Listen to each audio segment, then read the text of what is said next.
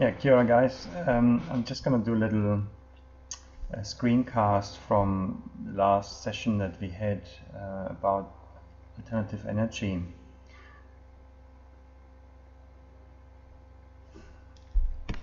So I'm going to put some of the slides on from last week again. So here we go.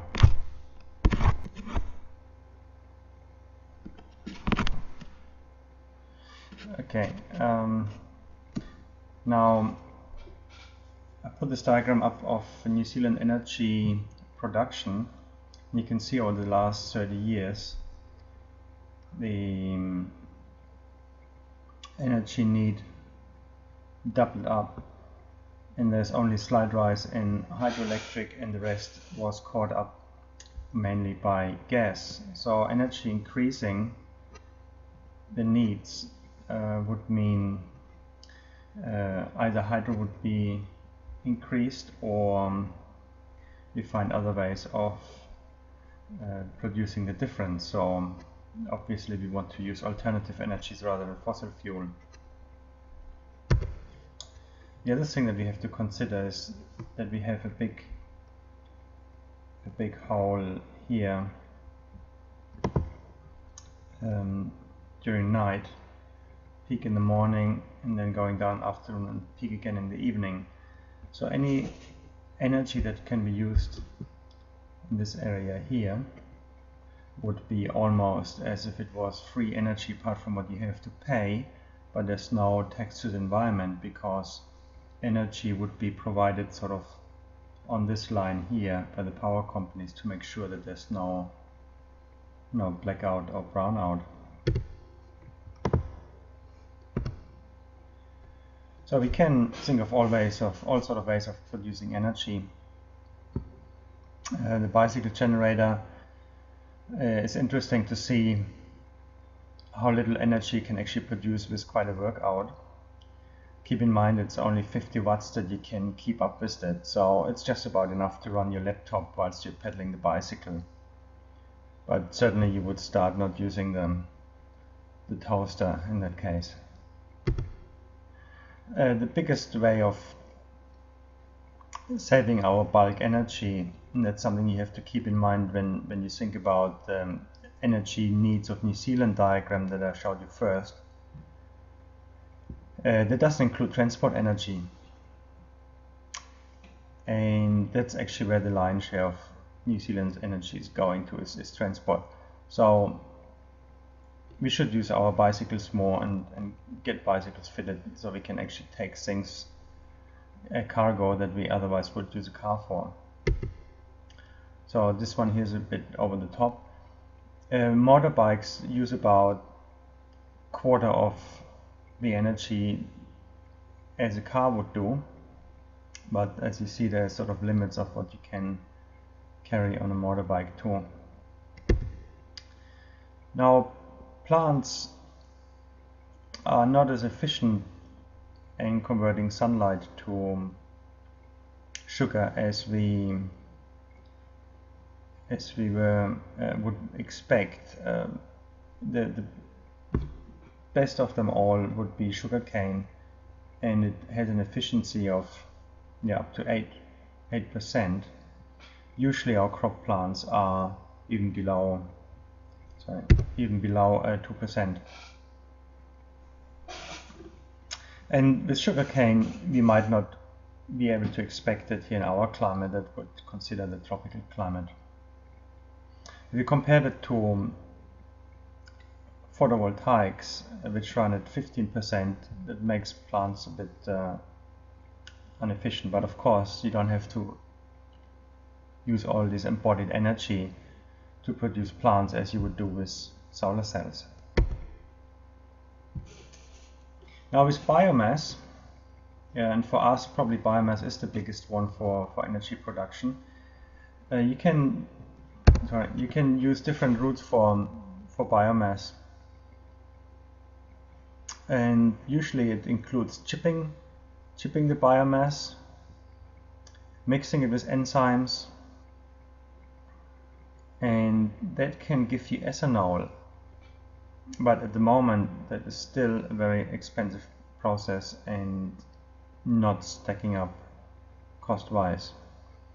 But people are working on it, getting it cheaper, in which case you could use any cellulose matter like crop leftovers, wood waste, and turn it into ethanol.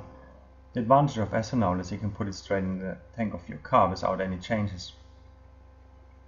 You could also then keep on fermenting it, even get some sugar out of it, which is xylose, a very interesting sugar that finds more and more recognition as a sweetener that is good for your teeth. That could be a byproduct of the whole thing. And then you could use the rest to produce biogas, and that could run at any temperature between 20 and 55 is here. 55 is the most efficient one, the fastest process. And that produces methane. Now methane can be used in a car, but it is not easy to store. There are stories on running cars on water I explained last week. There has been films made of that, and people don't tell you how it's actually done. So one way of doing it is using actually chemical energy of certain substances like boron, and as soon as you put water on, that boron produces a lot of hydrogen which can be burned in the engine and turns the boron into borax, which is chemically a lower energy form, which then has to be brought to some recycling plant where it gets ideally heated up by solar light with mirrors and burned back into boron and then put back to the fuel stations and exchanged for borax. Looked at different ways of pumping water. This is an Archimedes screw running backwards. It means water is coming in here, going through that cylinder, turning a screw-like turbine, which runs then a piston pump, which sucks water from a different place and can pump it up the hill, which is an advantage to other gravity running water pumps, which can only use the water from the same source that gives the energy. This one here is a rope pump, and it's a rope with washers going up in a pipe, because the whole thing is linear motion. There's a water column coming up and then coming out here. It's a very efficient pump, takes very little energy, you can easily treadle it. Ideal for pumping irrigation water for a few meters up to lift it into a irrigation ditch. You can also motorize this thing, of course. This one here, an ancient overshot water wheel in Europe.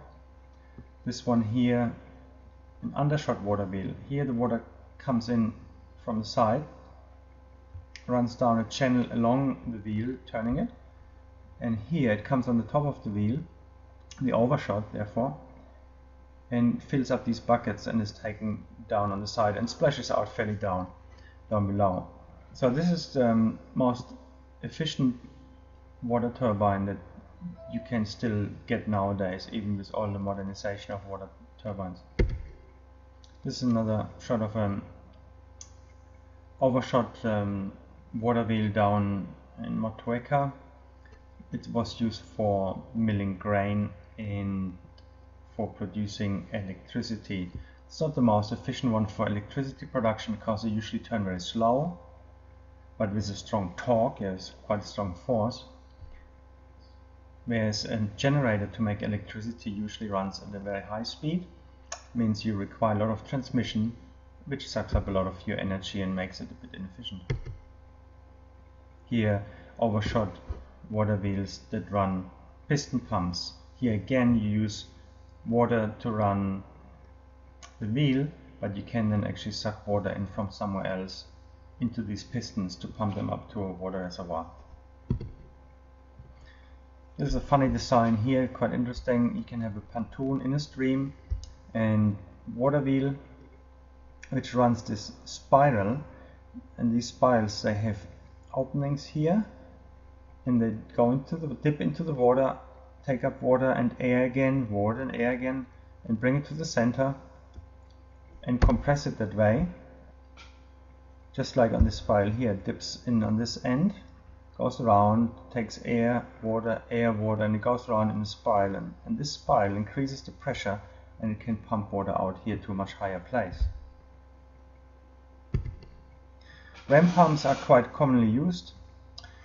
They take about 3 meters of fall from a reservoir which gives us enough flow here. It goes down what's called a drive pipe, or in turbine it's called a penstock. It comes into the ram pump body.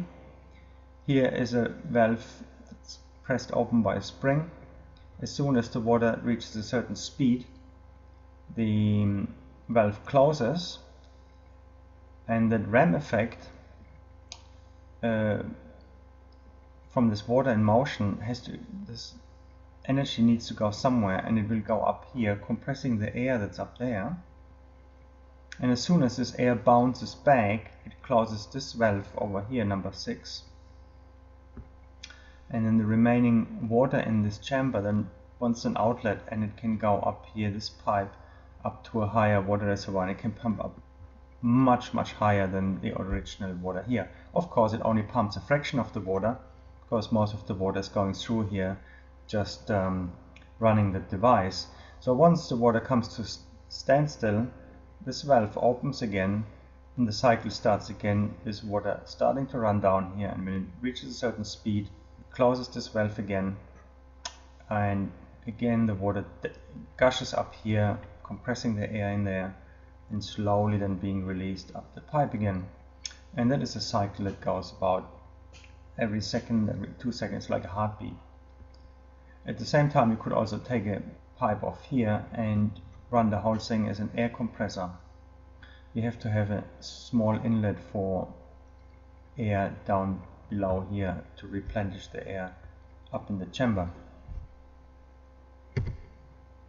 Now with solar water heaters, not to confuse with photovoltaic panels, this is just for heating up water.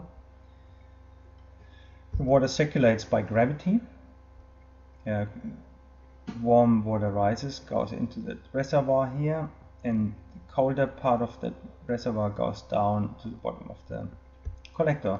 Now this one here has a tendency to rust through. It's made with steel, and if you don't protect it properly, it rusts through. And we had this case here, and we just used the whole setup, the whole frame, which is the expensive part of it almost, and fitted it out with copper pipes. And riveted these copper pipes down onto the metal grid, which normally was used as a hollow collector, is now just used as a back wall to hold these pipes in place and put back into the frame. It's a reasonably efficient collector still. This was a collector, warm water collector and fruit dryer mix I had in Bolivia. Fruit were dried in here, water reservoir was out here, it was our outdoor shower, and we could take water from here to make a cup of tea, pretty much boiling by then. Then we have photovoltaics, whole roofs being converted to energy production. Quite a scheme in Germany offering very good deals for returning energy at 4 times the price that you would pay when you buy energy. Very good deal. That got a lot of solar energy going in Germany. And there's a way of feeding it to the grid. From the solar panels, you have to invert it to 220, put it through your meter, run your meter backwards, and you need a switchboard to connect it to the grid. And that's what my father did in Germany. He put half of his roof in solar cells and selling energy back to the grid at 4 times the price that he would normally pay for it. That's how Germany got into being the biggest producer of solar electricity, a government scheme.